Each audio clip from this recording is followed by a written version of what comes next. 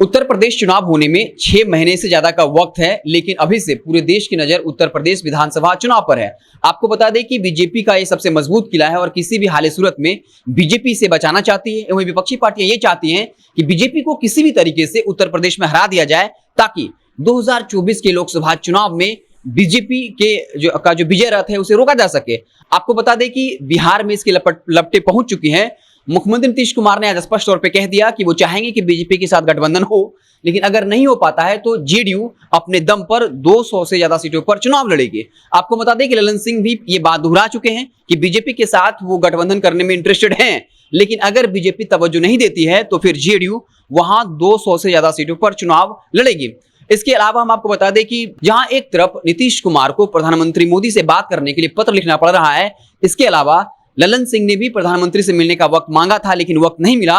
वहीं दूसरी तरफ हम पार्टी के राष्ट्रीय अध्यक्ष, एक बार गृह मंत्री अमित शाह से तो एक बार बीजेपी के राष्ट्रीय अध्यक्ष जेपी नड्डा से मुलाकात कर चुके हैं। वहीं उनके बेटे संतोष सुमन की मुलाकात प्रधानमंत्री मोदी से और यूपी के मुख्यमंत्री योगी आदित्यनाथ से हो चुकी है। तो यह देखा जा रहा है कि बीजेपी जीतन राम मांझी को खास तरजीह दे रही है और इस बात की प्रबल संभावना है कि उत्तर प्रदेश में बीजेपी हम पार्टी के साथ गठबंधन कर ले, क्योंकि आप देख रहे होंगे कि बीजेपी और जेडीयू में तलखियां बढ़ी हुई हैं, लेकिन जीतन मांझी हमेशा नीतीश कुमार के पक्ष में रहते हैं। इसलिए नीतीश कुमार को और कमजोर करने के लिए बीजेपी कहीं ना कहीं एक स्ट्रेटजी बना रही है, जिसके तहत जीतन राम मांझी को उत्तर प्रदेश में खास तवज्जो मिल रही है। लेकिन जीतन राम मांझी ने अमित शाह से मांग भी रख लिया था, जहां उन्होंने कहा था कि बिहार में उनके एक और विधायक को मंत्री पद दिया जाए, साथ ही साथ एक कोऑर्डिनेशन कमेटी बनाया जाए। और खबर यह भी चल पड़ी है कि बीजेपी जीतन राम मांझी को केंद्र में मंत्री बना सकती है, क्योंकि आपको बता दें कि उत्तर प्रदेश में 21% आबादी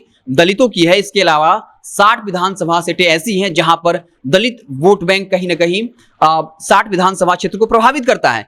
अब बिहार से मुकेश सहनी की बात कर लेते हैं।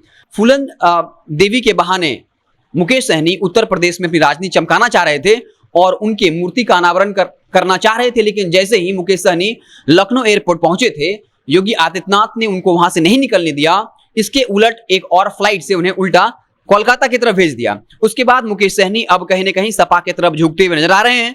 अखिलेश यादव के ट्वीट को रिट्वीट किया था। साथ ही साथ तेजस्वी यादव, जिस पर वो आरोप लगाते हैं कि तेजस्वी यादव ने उनके पीठ पर छुरा घोंपा है, जब तेजस्वी यादव ने फूलन देवी को लेकर एक ट्वीट किया तो मुकेश सहनी ने उनके ट्वीट को रिट्वीट करते हुए धन्यवाद कहा था।